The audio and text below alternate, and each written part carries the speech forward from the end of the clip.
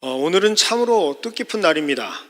그 이유는 바로 교회력의 첫날이 바로 오늘이기 때문입니다. 여러분, 교회력이 뭘까요?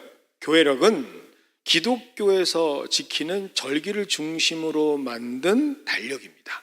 그런데 여기에서는 모든 기준이 다 예수 그리스도라고 하는 분으로 집중되어져 있습니다. 예수 그리스도의 탄생, 그리고 예수 그리스도의 생애, 그래서 예수 그리스도의 죽으심, 예수 그리스도의 부활까지 모든 것을 다 기억하고자 만든 교회의 절기를 중심으로 달력을 만든 것이 바로 교회력이죠. 그래서 이 교회력은 초대 교회에서부터 그리스도의 몸된 성도들이 어떻게 하면 그리스도 예수를 중심으로 살 수 있을까라는 것을 고백하는 하나님의 시간으로 만들어진 달력이, 그리고 시간 개념이 바로 교회력입니다. 그리고 오늘이 바로 그 교회력의 시작을 알리는 대림절의 첫 주일입니다. 그런데 공교롭게도 오늘이 12월 1일이죠. 여러분, 살면서요 12월 1일 대림절 첫째 주일을 맞이하는 거 쉽지 않습니다. 옆에 있는 분들에게 말씀하십니다. 복 받으셨어요. 복 받으셨어요. 네, 복이 뭔지를 모르는 진짜 여러분 대단한 날이에요. 여러분, 그래서 이 교회력의 첫 스타트 1월 1일 같은 신년 같은 날이 바로 오늘입니다. 그런데 이 대림절을 어떤 사람들은 대강절이라고 부르기도 해요. 어렸을 때는 이름 뜻을 모르니까 뭐 대강 지내는 데나 보다 생각했는데 그건 아니고요. 그냥 대강절, 뭐 큰 대자를 쓰는 데도 있고 어디 뭐 다 있지만 어떤 데는 또 강림절이라고 하기도 합니다. 그런데 저희 교회는 대림절이라고 명령을 합니다. 왜냐? 여러분, 한자를 보시면 이게 대자가 무슨 대자냐? 기다릴 대자예요.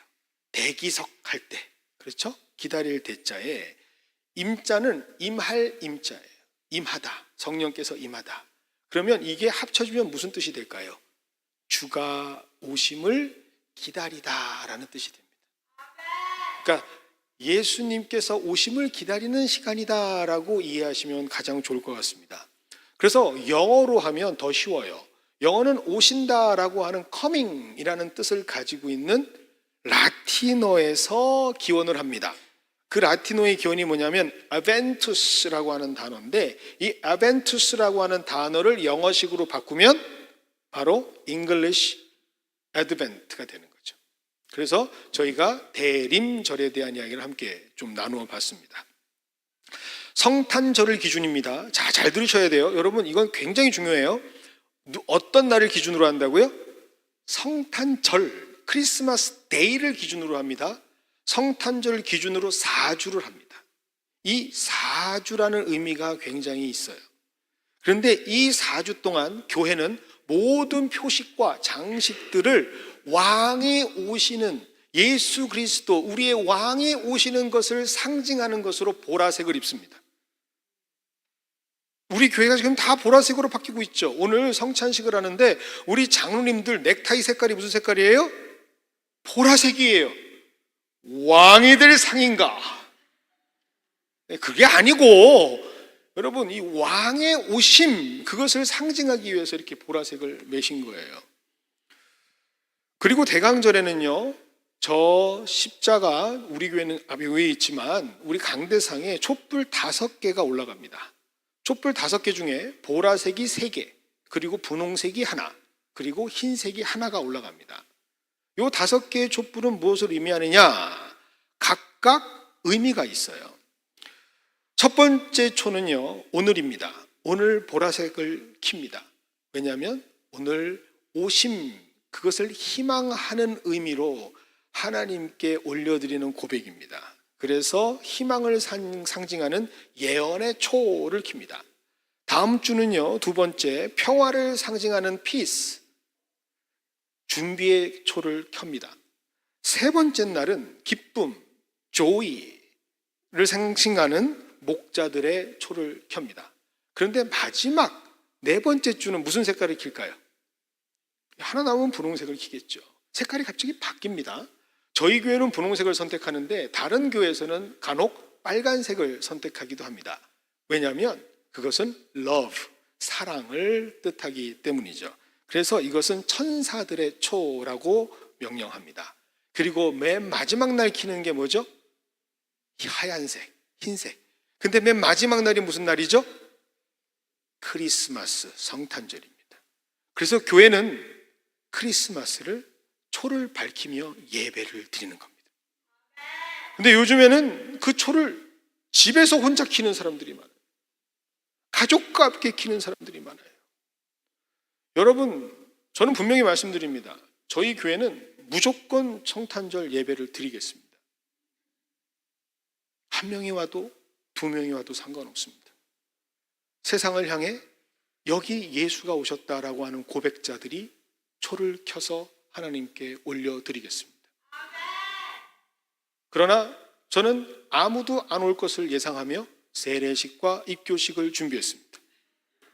기본적으로 입교 3명 확보, 아이 2 확보, 엄마 아빠 2 확보, 같이 해야 하는 장로님들 확보, 최소 15명은 확보가 됐습니다.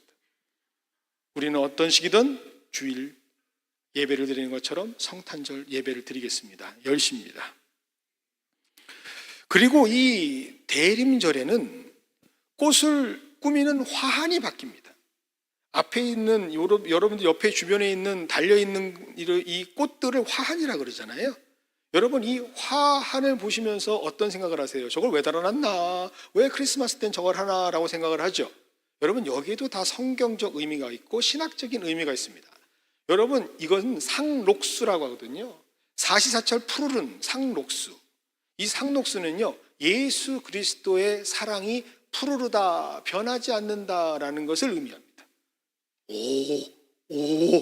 처음 알았어요? 그런데 여러분, 이걸 할 때 굳이 왜 리스라 그래서 동그라미를 만들까요? 왜일까요?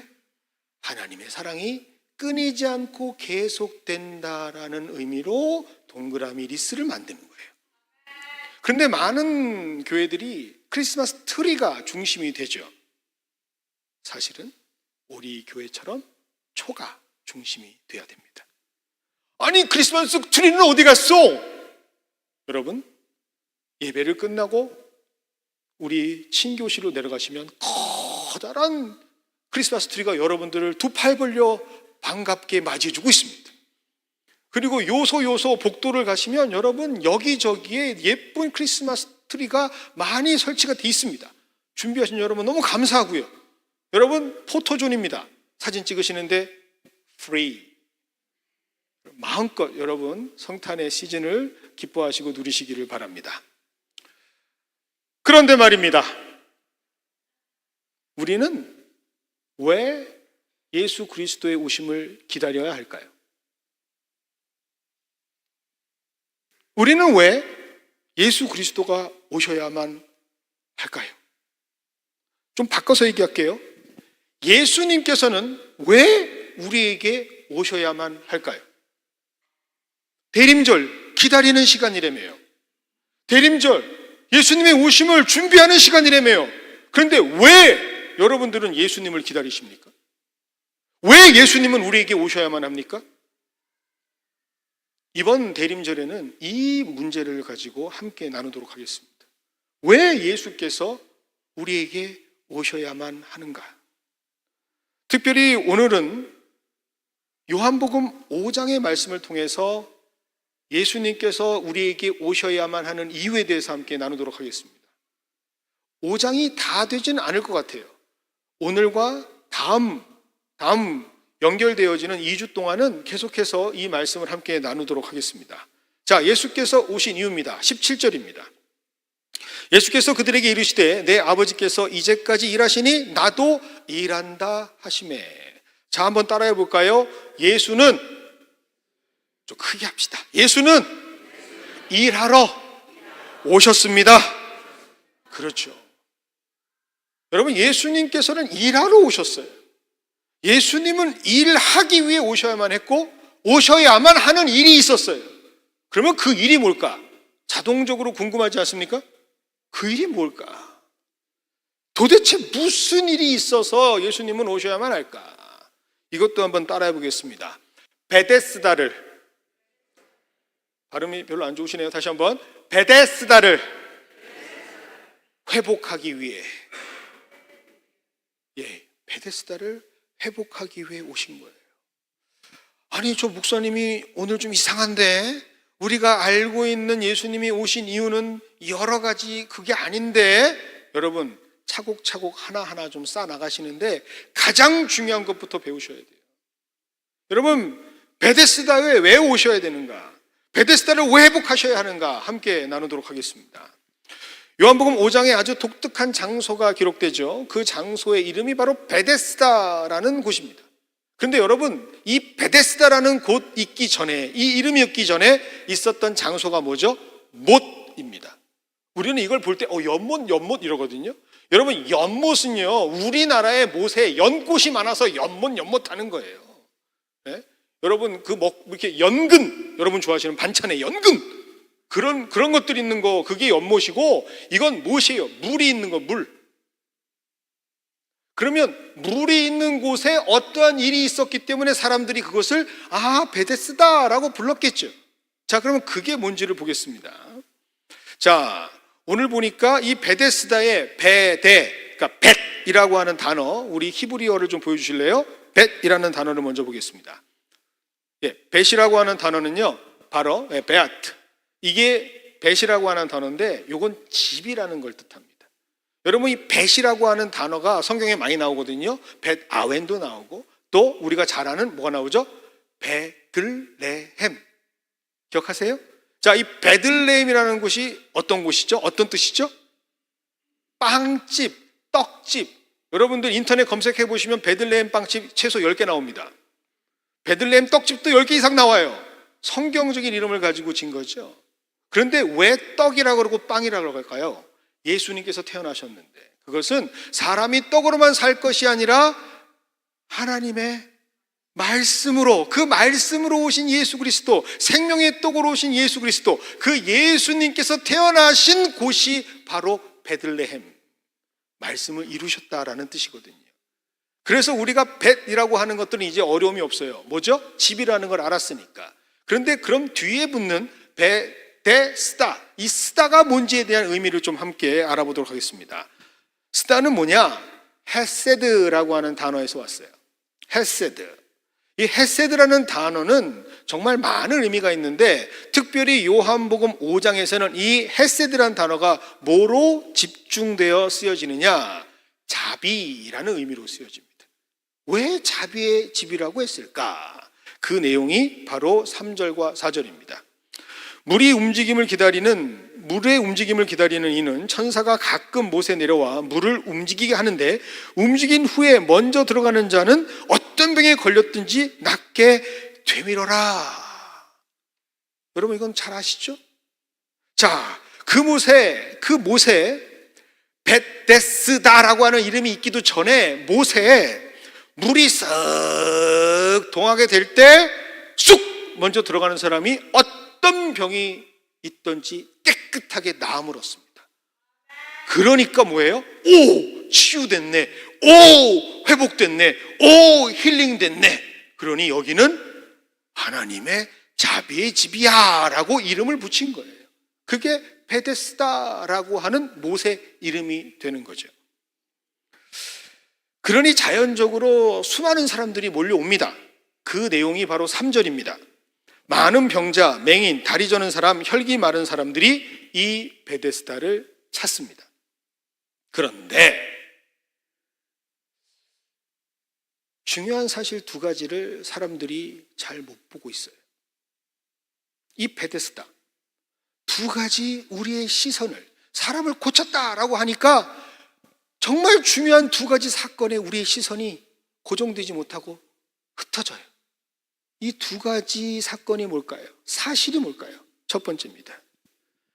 이 치유와 힐링이 일어나는 곳이긴 한데, 오늘 성경 보니까 언제 일어난다고 하죠? 가끔, 아주 가끔 일어납니다.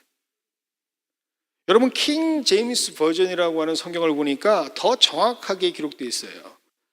At a certain season이라고 되어 있어요. 특별한 때에, 한정되어 있고 제한되어 있는 특별한 시즌에 그 일이 일어난답니다. 그러면 평소에 일어나는 거예요? 일어나지 않는 거예요?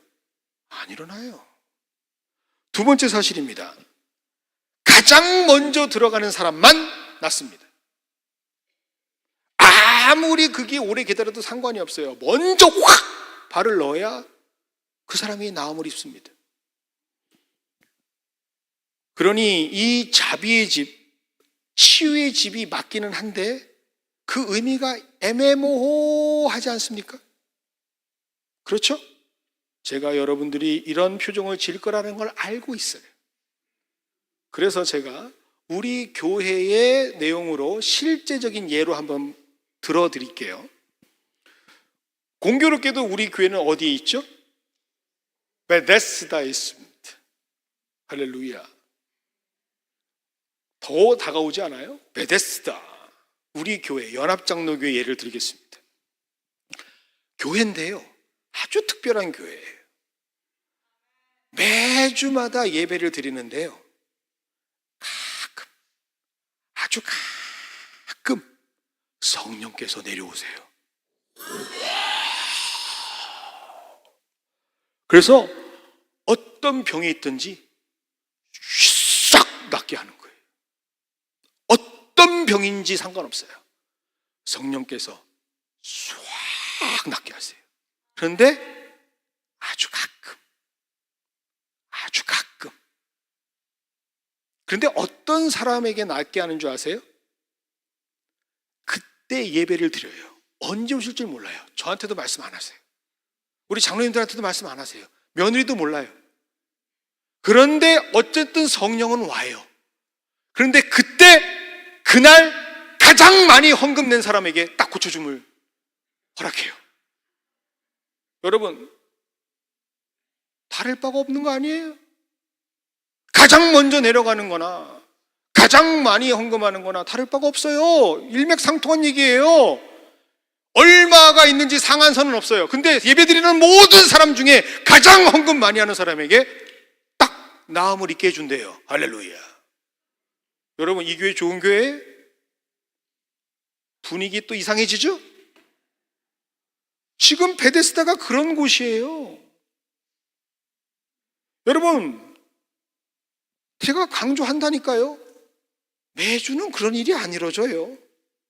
그런데 가끔은 일어나요. 여러분, 이게 좋은 교회예요? 건강한 교회예요? 말하기가 애매모호하죠? 은혜가 가득하다라고 말할 수도 없고, 그렇다고 해서 그런 일이 벌어지지 않는 건 아니니까, 실제로 어떤 사람은 정말로 나음을 입으니까 이거 사기다, 이건 아니다 라고 얘기하기도 뭐하죠? 그게 베데스다예요. 여러분, 만약 이런 교회를 제가 담임한다고 하면 저는 좀 이상할 것 같아요. 저는 좀 난처할 것 같아요. 이런 애매모호하고 난처한 상황 속에 그거 정말 이상한 거야 라고 얘기하시는 분이 나타나요. 그분이 누구실까요? 바로 예수님이십니다. 5절과 6절입니다. 거기 38에 된 병자가 있더라. 예수께서 그 누운 것을 보시고 벌써 병이 오래된 줄 아시고 이르시되 내가 낫고자 하느냐. 여러분, 성경을 읽다 보면 사실 좀 어이가 없는 부분이 있습니다. 그렇지 않습니까? 분명히 오늘 말씀에 기록되어 있습니다. 예수님께서 뭘 보고? 그 누운 것을 보시고 뭐라고요? 아, 병이 오래되었구나를 아신다고요. 그런데 묻고 있어요. 뭐라고요? 내가 낫기를 원하느냐. 놀려요? 좀 장난쳐요? 내가 이렇게 오래 누워있는 건 몰라요? 그런데 뭐라고 물어요?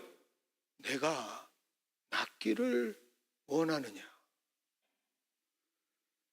여러분 남일이라고 생각하지 마시고 여러분 일이라고 생각하시고 한번 물어보세요 스스로. 여러분 38년이나 그 자리에서 어떻게든지 나음을 입으려고 기다리고 있는데 어떤 한 청년이 와서 묻습니다. 낫고자 하느냐? 제정신이에요?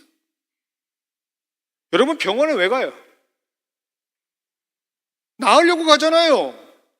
병원에 딱 들어갔는데 의사가 왜 왔어요? 여러분 그때 마음이 어떠실 것 같아요? 여러분 지금 베데스다가 그런 곳이에요. 당연히 낫기를 원하죠. 나아야죠. 그런데 병자는 이렇게 얘기합니다. 주여, 물이 움직일 때에 나를 못해 넣어주는 사람이 없어요.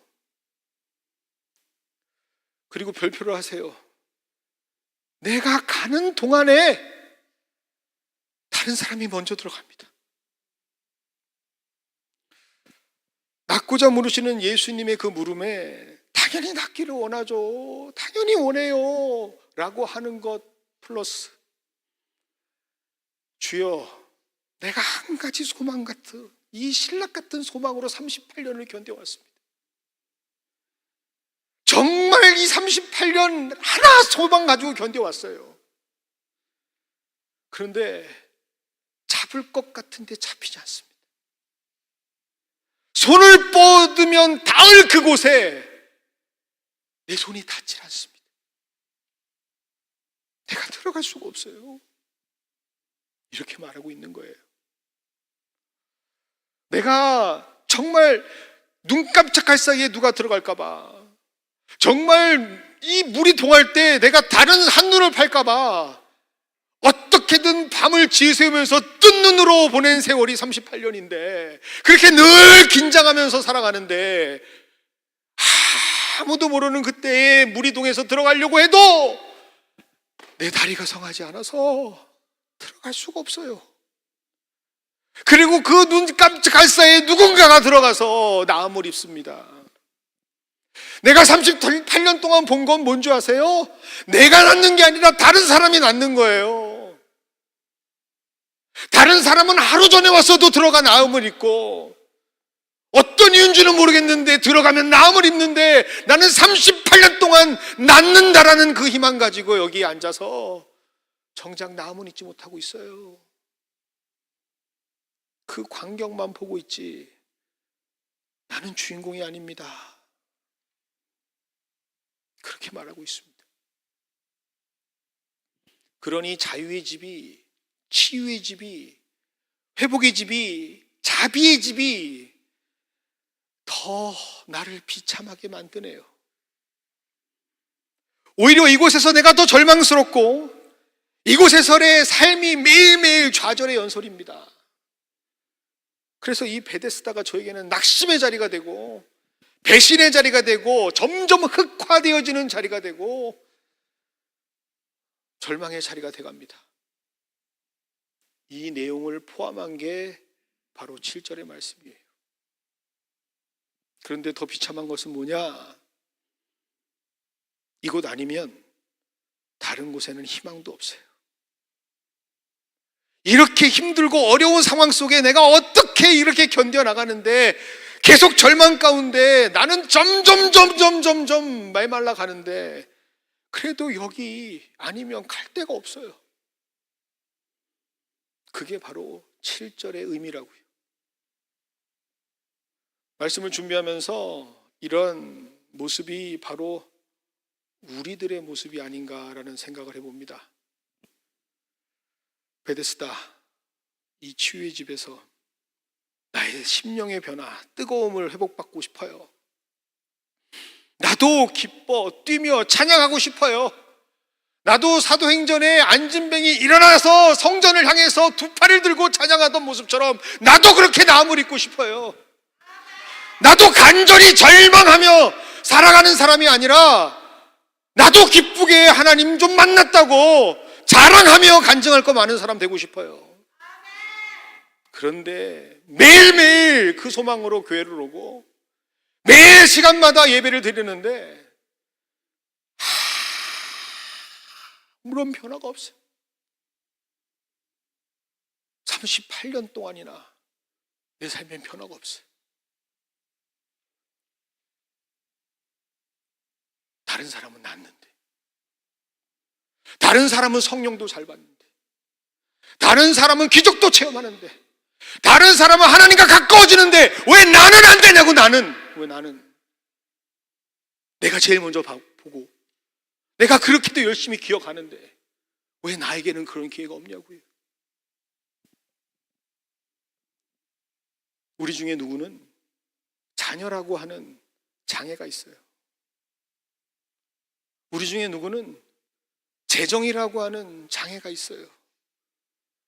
우리 중에 누구는 그 누구에게도 말하지 못하는데 하나님 앞에 설 수 없는 쓴뿌리의 쓴뿌리를 캐지 못하는, 나를 흑화시켜 나가는 그러한 영적인 병에 걸린 사람들도 있어요. 우리 중에 누구는 비교의식 속에 그 누군가를 계속해서 미워하는 마음의 장애를 가지고 있는 사람이 있어요. 우리 중에 누구는 남이 잘 되는 걸 보면서 배 아파 죽을 것 같아요. 그런데 배운 것은 있어서 말은 못하고 내색은 못하는데 그것을 다른 방향으로 이상하게 살아가는 사람도 있어요. 그러한 영적인 장애자들의 모습이 우리에게 있어요. 바꾸고 싶죠.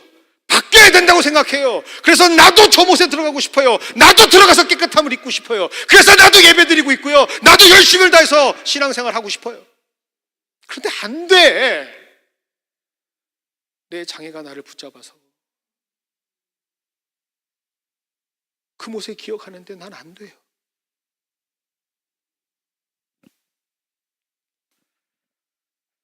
그러니 이런 성도들에게는 베데스다의 38년이 고문이에요.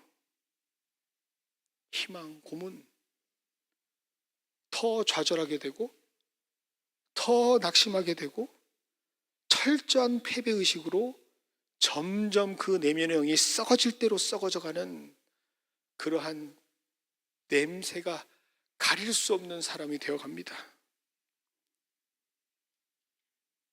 그런 아픈 자들에게 오늘 8절이 기록되어 있습니다. 예수께서 이르시되 일어나 내 자리를 들고 걸어가라. 이것이 바로 예수님께서 오신 이유입니다. 예수님께서 오신 이유는 더 이상 물이 동할 때만 나음을 입는 것이 아니라 그 물이 동할 때 가장 먼저 들어가는 사람만 나음을 입는 것이 아니라 우리 모두에게 나음을 주시기 위해서, 우리 모두에게 일어나 걸어라 말씀하시기 위해서, 일하시기 위해서 찾아오신 겁니다. 이 예수님을 만나시는 우리 모두가 되기를 원합니다. 이 예수님만 만나면 일어날 수 있어요. 이 예수님의 말씀이 임하시기만 하면 누구든지 상관없이 일어나 그 자리를 박차고 베데스다가 아닌 하나님께서 말씀하시고 이끄시는 세상 끝까지도 갈 수 있어요. 그걸 위해서 예수님께서 오신 거예요. 일하러. 진정한 베데스다의 회복을 위해 예수님께서 오신 겁니다. 그래서 오늘 우리는 이 베데스다라고 하는 사람들이 얘기했던 이 헤세드의 의미를 확장시켜야 할 필요성이 있어요. 설교 처음에 말씀드린 대로 사람들은 이곳이 치유가 일어나는 곳이니까 헤세드라는 자비라는 말을 갖다 붙였지만 사실 성경을 보면 이 헤세드라는 말은요 엄청난 의미를 가지고 있는 말씀입니다.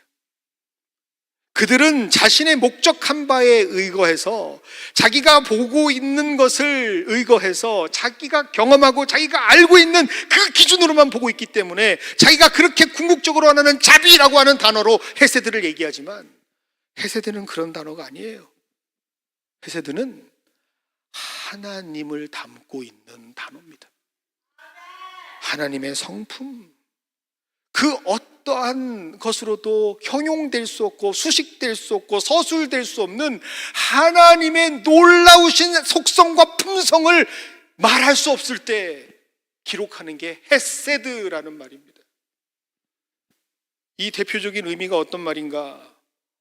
오늘 우리 정대영 장로님 기도하실 때도 그 표현을 쓰셨는데 바로 은혜와 진리의 하나님이란 뜻이에요. 요한복음 1장 14절의 말씀입니다. 말씀이 육신이 되어 우리 가운데 거하심에 우리가 그의 영광을 보니 하나님의 독생자의 영광이요 은혜와 진리가 충만하더라. 여러분, 이 헤세드라는 단어 어디에 쓰이는 단어인 줄 아십니까? 말씀으로 오신, 육신이 되어 오신 하나님이신 예수 그리스도가 이 땅에 나타나셨을 때 그 상황을 설명할 길이 없어서 은혜와 진리가 가득하다고 얘기한 단어가 헤세드예요. 그래서 밖에 나가면 은혜와 진리의 교회가 그렇게 많은 거예요. 예수교회란 뜻입니다. 가장 중요한 단어의 뜻 헤세드의 요한복음 14장 21절입니다. 나의 계명을 지키는 자라야 나를 사랑하는 자니 나를 사랑하는 자는 내 아버지께 사랑을 받을 것이요 나도 그를 사랑하여 그에게 나를 나타내리라. 여러분, 헤세드라는 단어는 어떤 단어이냐?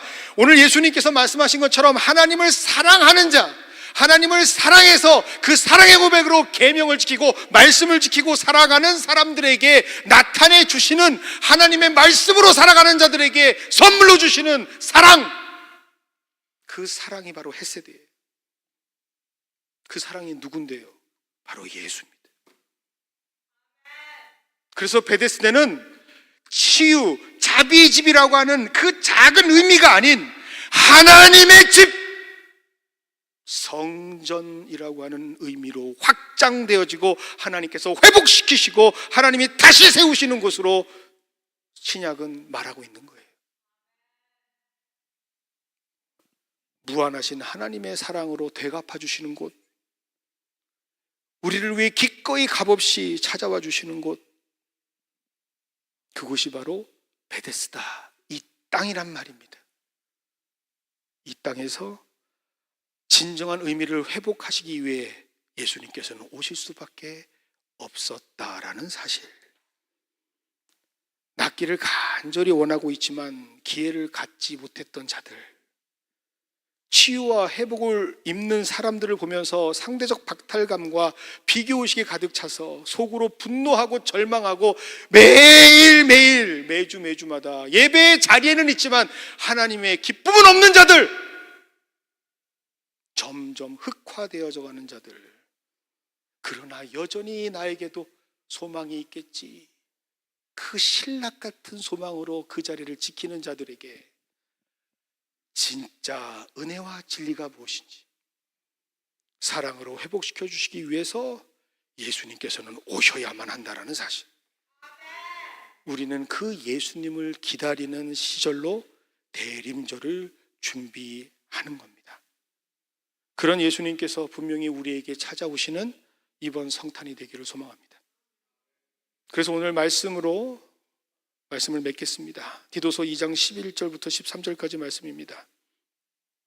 모든 사람에게 구원을 주시는 하나님의 은혜가 나타나 우리를 양육하시되 경건하지 않는 것과 이 세상 정욕을 다 버리고 신중함과 의로움과 경건함으로 이 세상에 살고 복스러운 소망과 우리의 크신 하나님 구주 예수 그리스도의 영광이 나타내심을 기다리게 하셨으니, 그렇게 기다릴 수 있는 자들, 기다리는 자들, 대림을 앙망하는 자들의 시즌이 되기를 원합니다.